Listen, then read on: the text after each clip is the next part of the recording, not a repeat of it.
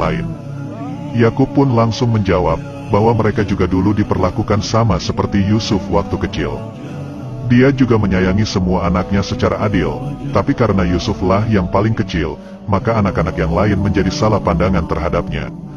Terjadilah kejadian yang tak disangka, saat Yusuf sedang bermain petak umpet bersama saudara-saudaranya.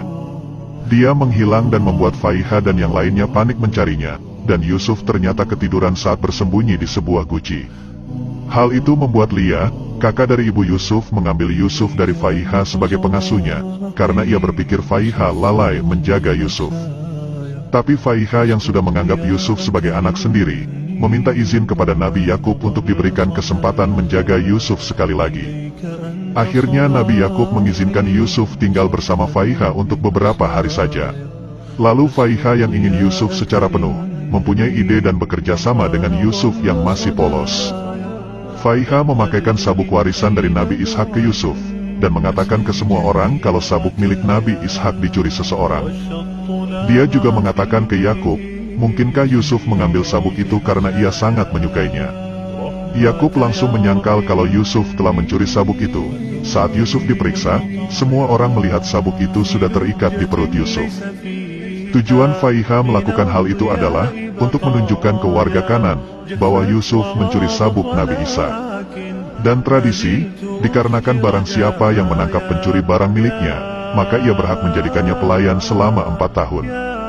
Sebagai keluarga Nabi mereka harus mematuhi aturan yang sudah ada itu, dan pada akhirnya Yusuf kembali tinggal bersama Faiha selama 4 tahun. Sebenarnya Nabi Yakub sudah tahu bahwa itu adalah rencana Faiha, yang bisa membuat masalah tentang hak asuh Yusuf selesai. Hari demi hari dilalui, Yusuf bersama Faiha yang selalu menyayanginya seperti layaknya anak sendiri. Dan suatu ketika Yusuf bermimpi aneh, yang langsung diceritakan kepada Nabi Yakub. Mimpi Yusuf adalah ketika dia bermain dengan kakak-kakaknya di ladang, ia menancapkan tongkatnya di tanah. Yang lalu tongkat itu berubah menjadi pohon yang sangat besar dan tinggi, dan mempunyai daun yang hijau memayungi kakak-kakaknya. Nabi Yakub ini ditakdirkan Allah mempunyai kemampuan untuk bisa menafsirkan mimpi, atau menerjemahkan mimpi seseorang. Dia juga sebenarnya sudah tahu arti dari mimpi Yusuf kecil, tapi dia enggan menceritakan ke keluarganya karena ia berusaha mencegah dampak buruk, jika semua orang mengetahui arti mimpi dari Yusuf. Dan arti mimpi itu hanya disampaikan kepada Yusuf, Faiha dan pelayannya. Jika suatu saat nanti Yusuf akan mendapatkan kedudukan mulia dan terpuji, dibanding saudara-saudaranya yang lain. Dahulu Nabi Ishak selalu berdoa supaya banyak nabi datang dari keturunannya, dan ketika Nabi Yakub mempertanyakan siapa yang akan menjadi penerus risalahnya, dia berharap Yusuflah orang yang akan menjadi nabi setelahnya. Yusuf yang masih kecil, tidak tahu tentang kenabian. Lalu diceritakan oleh Nabi Yakub tentang apa itu risalah nabi. Yakub juga menyuruh Yusuf untuk tidak menceritakan tafsir mimpinya kepada saudara-saudaranya, karena mungkin saja api kedengkian akan menyala di hati mereka. Sehingga itu akan menyebabkan mereka akan memusuhi Yusuf. Di siang itu juga Nabi Yakub menuju ke ladang untuk membawakan makanan kepada anak-anaknya yang sedang menggembala kambing. Hal itu membuat mereka bertanya-tanya kenapa Yakub harus repot-repot membawakan makanan untuk mereka tak seperti biasanya. Ternyata Yakub ini sedang merindukan anak-anaknya yang lain, dan ingin menemani mereka untuk mengembala kambing. Tapi anak-anaknya malah merasa jika selama ini mereka kurang diperhatikan oleh Yakub, sejak kehadiran Yusuf dan Benyamin. Mereka juga cemas dengan mimpi Yusuf, karena menurut mereka yang bekerja keras menghidupi keluarga adalah mereka. Tapi kenapa yang akan menjadi pengganti Yakub adalah Yusuf? Yakub lalu mengatakan kepada anak-anaknya bahwa tafsir mimpi Yusuf memiliki arti bahwa dia melindungi saudara-saudaranya, karena daun hijau itu memayungi mereka semua. Dan pengganti dirinya akan ditentukan oleh Allah, bukanlah Yakub yang menentukannya. Yakub juga meminta agar anak-anaknya saling menyayangi satu sama lain, agar Allah mengasihi mereka semua.